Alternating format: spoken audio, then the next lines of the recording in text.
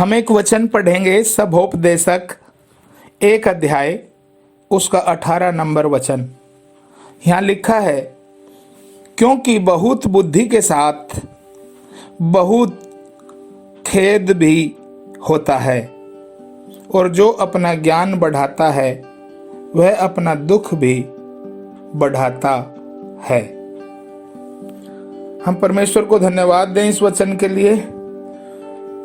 जब व्यक्ति यदि मूढ़ है या निर्बुद्धि है या उसको ज्ञान नहीं है, जब वो कोई काम करता है तो उसके लिए लोग बुरा नहीं मानते, वरन उसके लिए एक दया का भाव उमड़ता और लोग कहते हैं इसे भाई पता नहीं था, कोई बात नहीं, इसे माफ कर दो।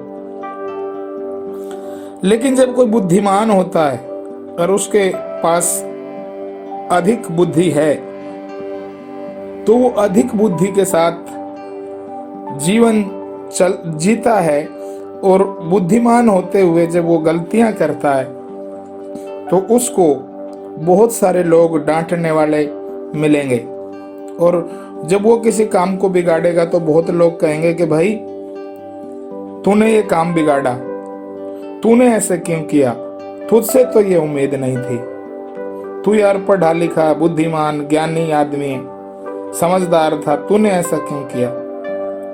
तो यहाँ वचन में लिखा है कि बहुत बुद्धि के साथ बहुत खेद भी होता है, क्योंकि इंसान है। इंसान जब उतावलेपन में होता है, चारों तरफ से सामाजिक मानसिक दबाव भी कई बार इंसान पे होता है, न्याय के कामों को सही रीति से कई बार नहीं कर पाता है, तो वो जो बुद्धिमान व्यक्ति है उसका मन भी अंदर से खेदित अधिक होता है। उसको पता होता है कि मैं कहाँ गलत हूँ, कहाँ मैंने गलती की, कहाँ मुझे ठीक रहना चाहिए था और मैंने गलतियां की, इसलिए वो बहुत ज्यादा खेदित होता है मन में। जैसे एक हाईवे रोड होता है तो उसमें कहीं गड्ढा है, कहीं टूटा फूटा रास्ता है तो बोर्ड लगा देते हैं कि रुकावट के लिए खेद है। तो इसी प्रकार से जब बुद्धिमान मनुष्य जब होता है तो उसके भी हृदय में एक खेद होता है, चोट होती है। क्यों? क्योंकि जब उसका ज्ञान बढ़ा, जब उसने अधिक बुद्धि प्राप्त की तो अधिक दुख भी बढ़ गया उसका। तो बुद्धिमान व्यक्ति का दुख भी अधिक बढ़ जाता है। तो हम ये नहीं कहते कि मनुष्य को बुद्धिमान नहीं बनना चाहिए, लेकिन कहने का अर्थ यह है कि बुद्धिमान भी चूक कर देता है और बुद्धिमान भी खेदित होता है। तो मूर्ख में और बुद्धिमान में क्या अंतर है, और मूढ़ में, अनपढ़ में और पढ़े लिखे में क्या फर्क होता है? खेदित तो दोनों ही होते हैं। तो ये भी बातें व्यर्थ ही हैं। इसलिए हमें परमेश्वर सृष्टिकर्ता से अगुवाई प्राप्त करना, उसकी बात सुनना और उसको बोलने से हम ईश्वर की दृष्टि में बुद्धिमान ठहरते हैं। हम परमेश्वर की सिद्ध इच्छा को जानकर जब उस पे चलते हैं तो एक मूर्ख भी यदि परमेश्वर की आवाज सुन ले और उस आवाज को वो लोगों को बताए, चाहे वो भविष्य सूचक वचन हो, चाहे वो भविष्यवाणी हो, तो वो ईश्वर की दृष्टि में और उस समाज की दृष्टि में बुद्धिमान कहलाता है।